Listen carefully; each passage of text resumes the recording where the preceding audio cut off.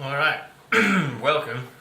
Today, here I know you just probably saw my return to YouTube, and I promised more than once every 5 months. So here we're gonna start talking about tearing down. You can't see it; it's hiding right here. I'll show you in a minute. The Stihl 021 that Glenn gave me. See if I could get it to run and function the way it's supposed to. First off, you'll see, here it is.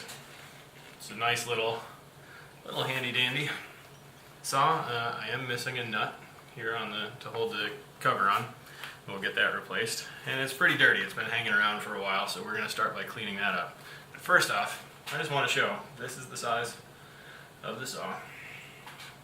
And if anyone's followed some of the early milling, you know that what's coming.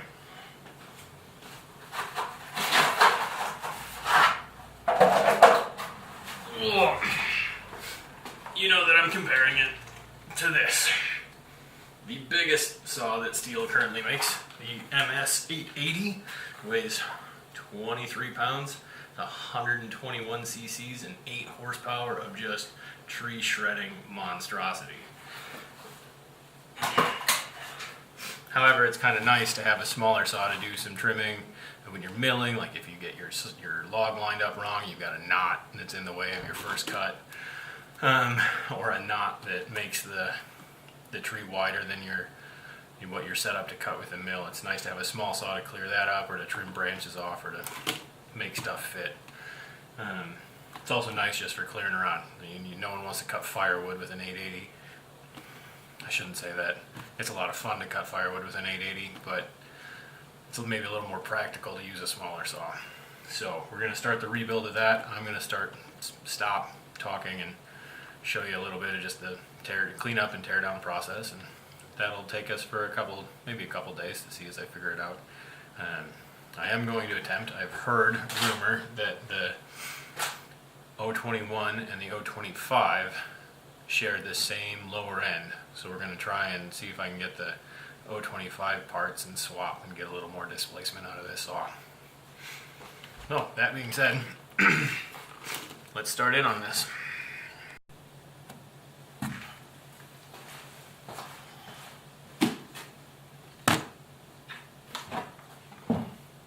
Alright, you'll have to forgive me for now. You're kind of tucked underneath my canoe, and the garage is a little tight, so try to work around that. The first thing I'm going to do is take off my wedding ring. Gasp, oh no.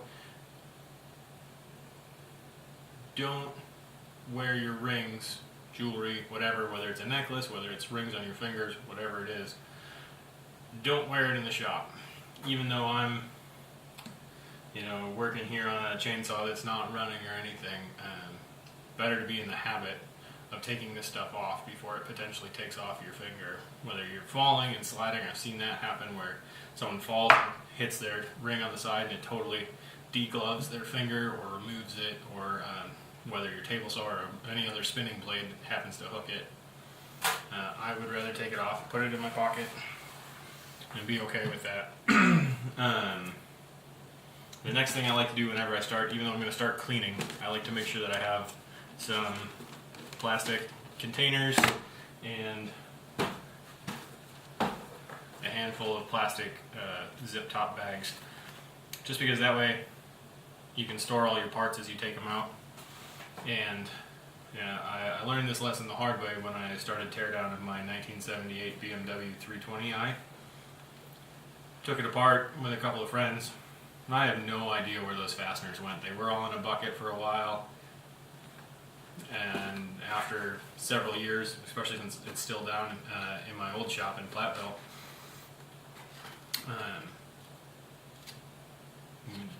I have no idea where those fasteners are anymore.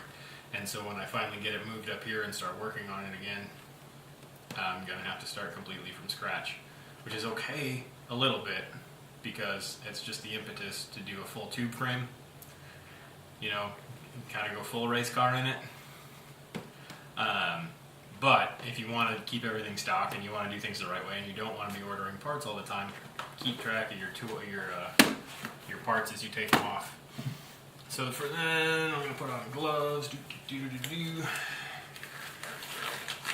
And I don't have a true, like a degreaser or something, but I do happen to have mass airflow cleaner. We're going to see what it does.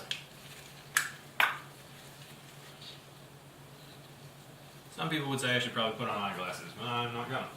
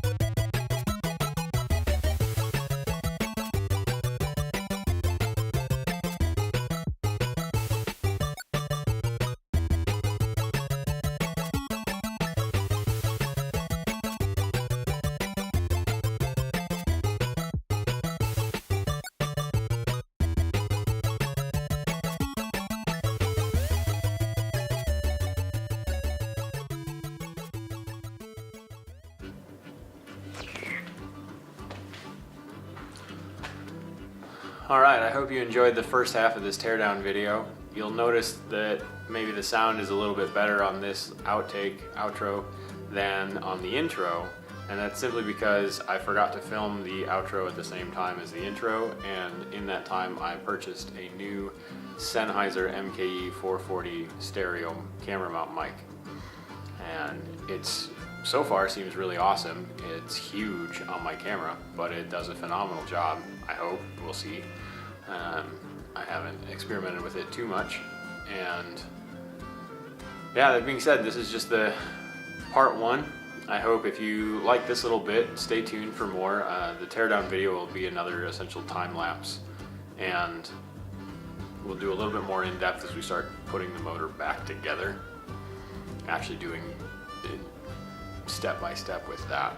The teardown's pretty self-sufficient or self-explanatory. You just start unbolting everything and trying to keep it in order. And so if you enjoyed this, please hit the like button below. And if you want to find out more about what's going on here, hit the subscribe and the notification, the bell. We'll love to stay in touch with you and have you around for the next video.